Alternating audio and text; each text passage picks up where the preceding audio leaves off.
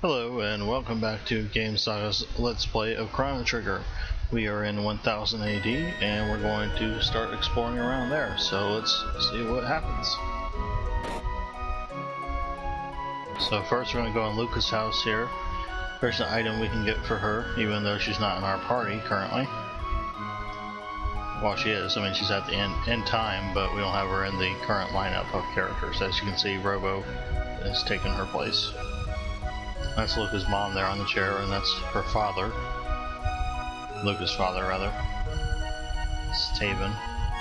And Laura, however you say her mom's name. So, Luca's mom is disabled. There's a scene later on in the game that will show you what happens with that if you come here at the correct time. So we're going to go back downstairs here and talk to Taven. And he's going to give us an item for Luca. And that is the Taven vest.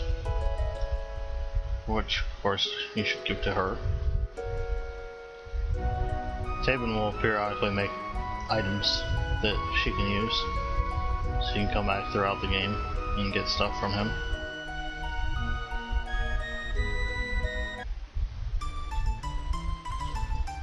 I think now I was trying to remember what I needed to do. I wasn't quite sure, but I think what I have to do is go back to end time. Yep, that's what I'm doing.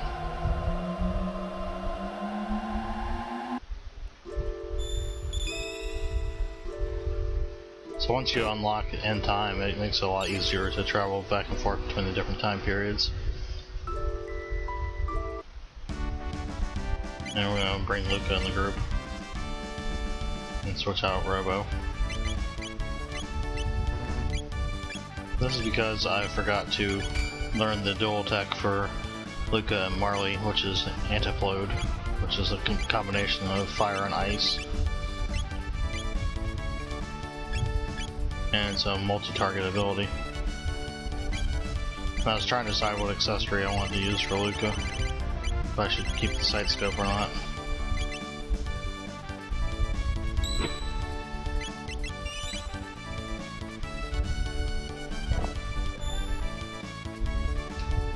And I think I decided to keep the sight scope on her for the time being.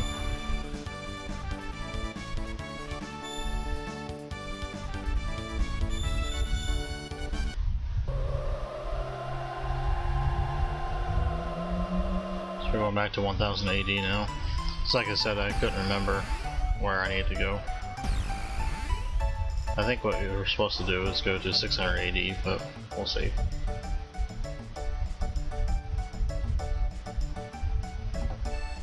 There may be more we can do here. As you might have seen there in the square, Melkor is gone. He used to be selling items there.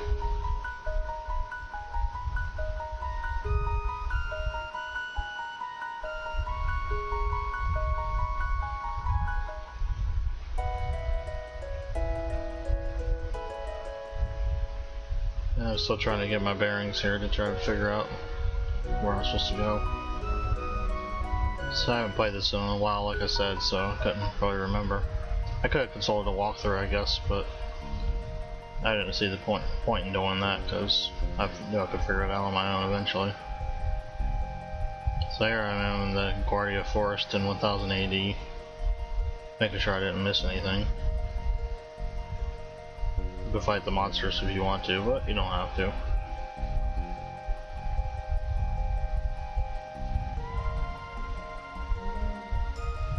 There's another gate there. We can go in, or the black treasure chest, or box, whatever you want to call it, that we can't open yet, because we don't have the correct item for that.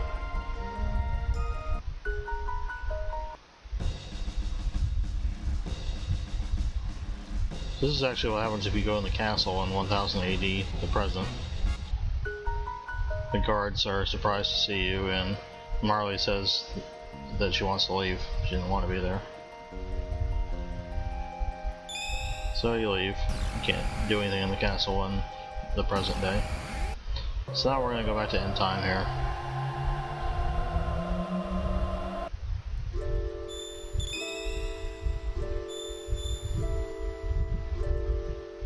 And that actually unlocked a new gate for us, which is Bangor Dome and 2300 AD. Once you go in a gate, you unlock the one that's diagonally opposite from it as well, which is a nice feature, so you don't have to discover every single gate. You can just get pairs that way. So now we're going to 600 AD, which I believe is where we need to be to proceed with the game.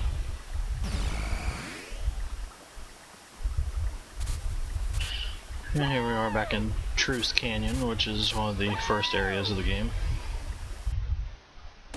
I have to fight some very weak enemies here. These guys are no trouble, especially at this point in the game.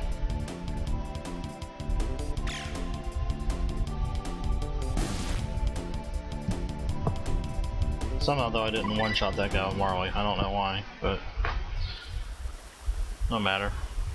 And I see we got Antiplode there on the very first kill for Marley and Luca.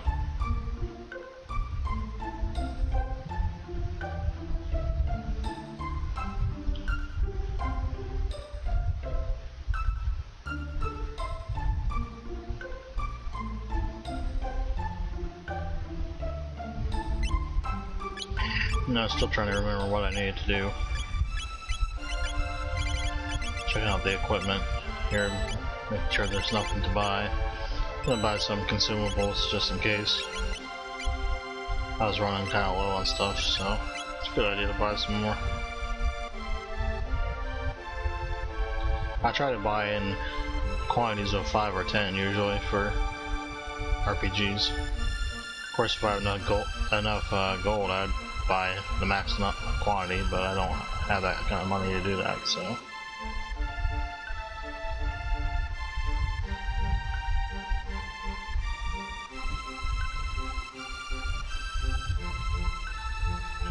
So we're talking to some of the NPCs here to figure out what's going on.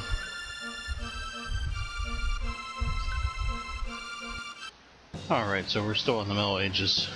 And we're looking around here to try to figure out what to do. And I remembered we gotta go to Xenon Bridge. So here we are at Xenon Bridge. And talk to the soldiers, see what they're up to. And they're fighting a battle against Magus, who's one of the main villains in the first part of the game. And the Knight Captain tells us that they need food, and that the castle is supposed to send it, so that's where we gotta go. We gotta go to the castle and see if we can find some food for them. And I click on that, and I shouldn't have that flashing dot there. I thought it was a tab, but it's actually these guys, Rolly Riders. But they're simple enough to kill. They have 30 hit points apiece.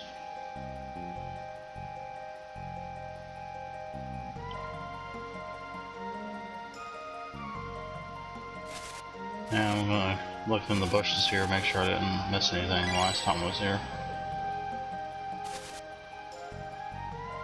Sometimes you'll find items in there. Sometimes it will be enemies. In that case we got a shelter. But this one has enemies in it. More Rolly Riders.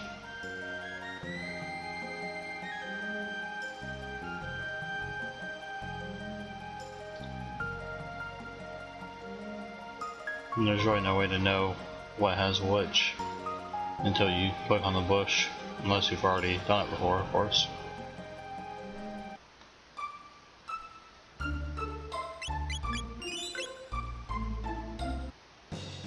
And there's another black treasure chest or box there at the end of the pathway that we can't open yet. So we're getting ready to go in the castle now. We gotta get food, so where do we go to get food? Well, the kitchen, of course, which is down here on the right side. And this is where the chef is. And some assistants.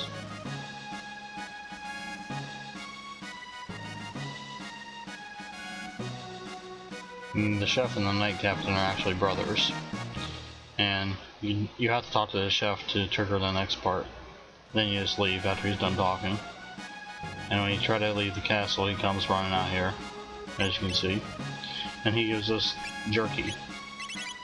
Apparently jerky is supposed to feed an entire army. I don't know how that's going to happen. Must be a lot of jerky. And he also gives us a power tab.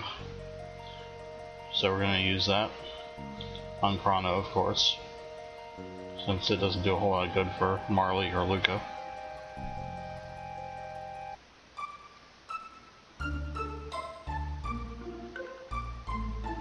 Now we gotta run back through here, hopefully not trigger any enemies, which we succeeded in doing so. And now we can go back to the bridge and give the jerky to the knight captain. We're going to save it again because we are going to have some battles coming up.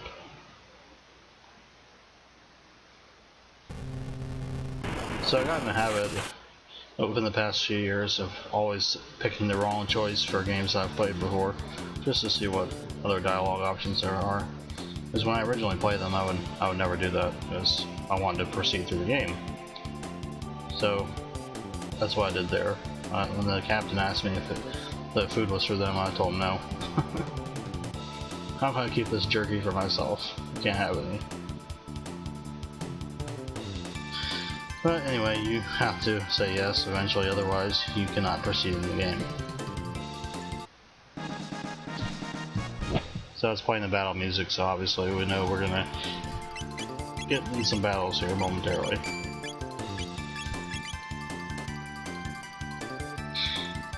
And we have to agree to assist the knights here, and the captain gives us a gold helm,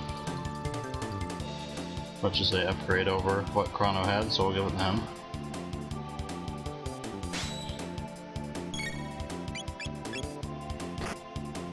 We got some more skeleton dudes and some green guy here.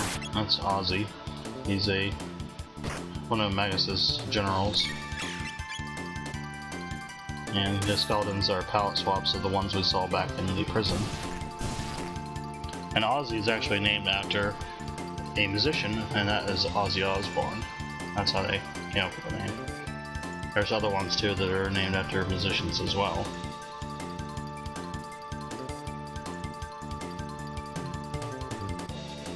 So, what you have to do in this, you can kill the skeletons if you want, I think, but you don't have to. You just attack Ozzy, and once you do enough damage, his spell where he turns the corpses of the knights into skeletons will be broken and they'll disappear. And you can proceed to the next part. So you can just melee attack Ozzy. He's not very tough at this point anyway. Or physical attack rather, because obviously Luca and Marley don't do melee attacks, they do ranged.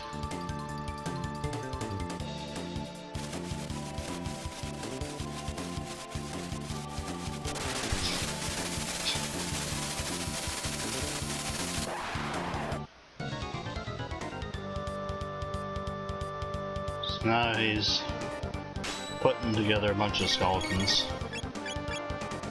And this is our boss fight.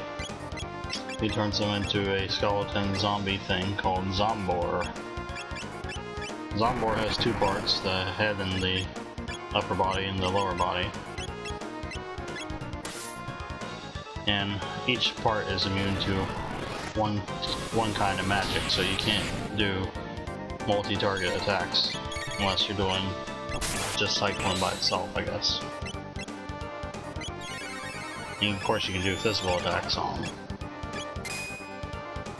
You see there, the top portion is immune to fire, so you have to use ice. I guess you could use lightning too, but Chrono's just going to do physical attacks. And the bottom portion is immune to ice. So you can use ice on the top, and you can use fire on the bottom. And then just attack whichever section you want with Chrono, with physical attacks. And of course heal is needed. And it's a pretty simple fight. Not much to it besides that, so. Just rinse and repeat.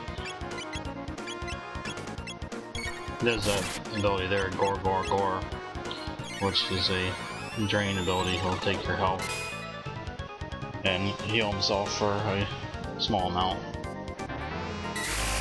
Nothing major though. You can easily heal through it.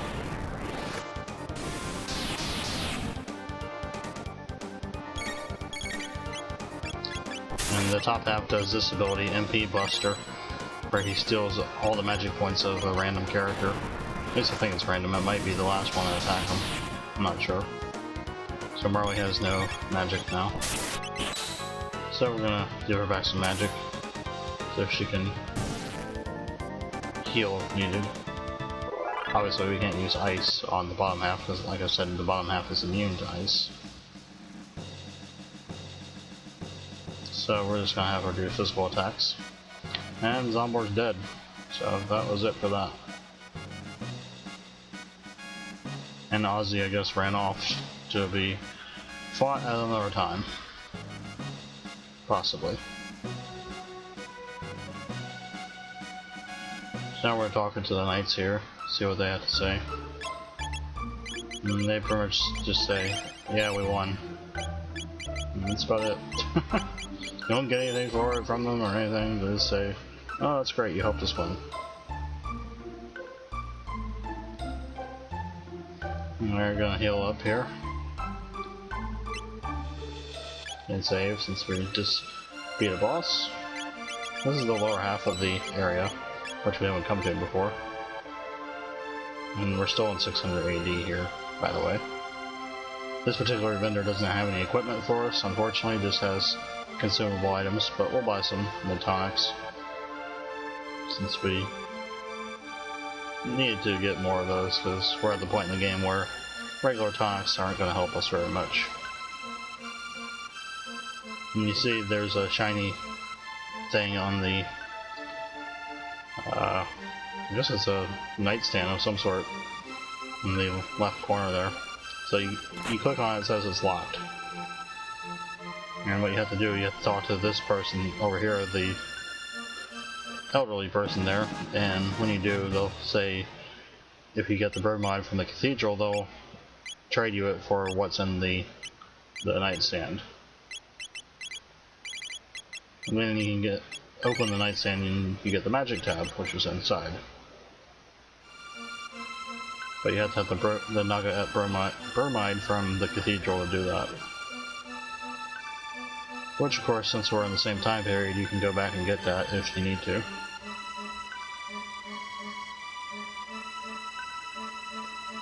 Fairly easily, since it's just right up across the bridge.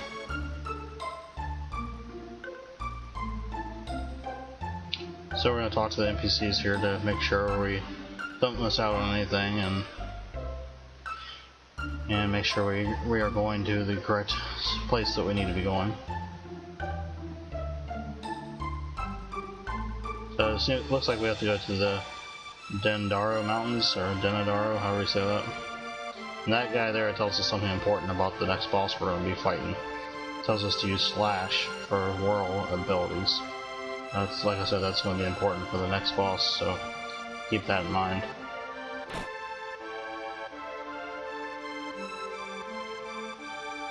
And back here we got the inn, of course.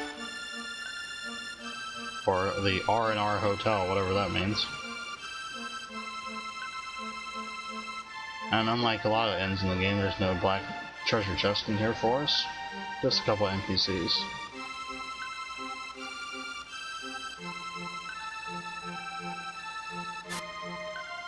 And a lot of the NPCs are talking about a sword called Mass Immune, which is one of the stronger swords in the game at this point. So we'll end up having to locate that probably. And I missed some of the dialogue there with Toma and the old guy there, because I accidentally hit the button when I came in. But he's saying Toma on a quest to get something called a rainbow shell.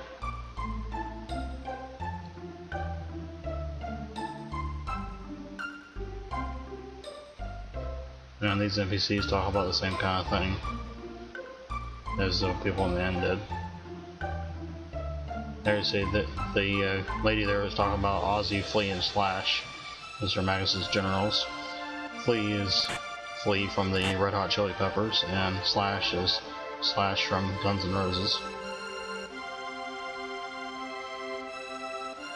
This is Fiona. She's the caretaker of the forest in the area, and she'll be semi-important later in the game. Can't really do much with her right now.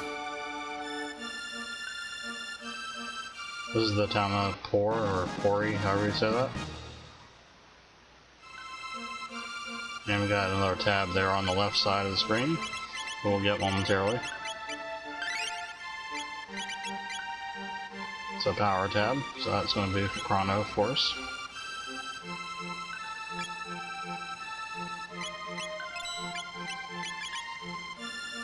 This one increased our attack power by 2, which is better than 1, of course. Now here I make a mistake. I buy 4 gold suits when I should have only bought 3. Why should I have only bought 3? Because I have the Taban vest for Luca, and that gives us special abilities that the gold suit does not, even though the gold suit has a slightly higher defense rating, and you'll see that momentarily. But you should buy them for the other characters.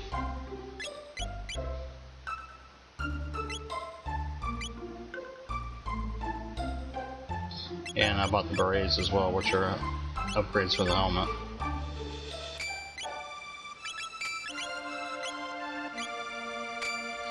The Taban vest, I think it gives fire reduction, which obviously the gold suit does not. So it's up to you whether you want to leave the Taban vest on or put the gold suit on Luca, but I chose to leave the Taban vest on her, since, like I said, it has the special ability. I decided to hold on to the gold suit for the time being in case I need it later on. The extra one that I mistakenly bought.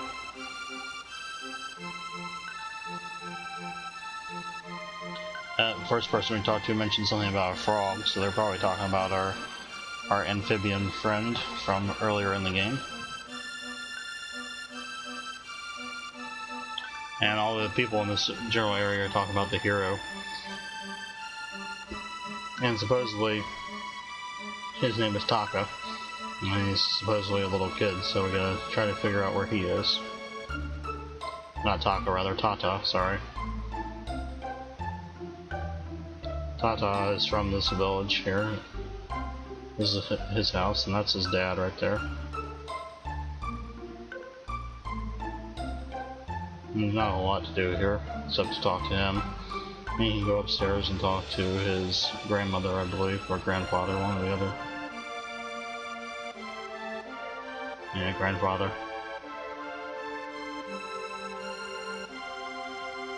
And that's about it for that particular house for right now.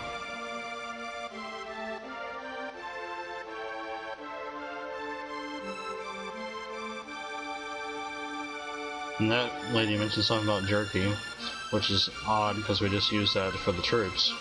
I don't know if we can bring some more back to her later or not, I can't remember. But you did see we had some black treasure chests over there we'll have to come back for later on.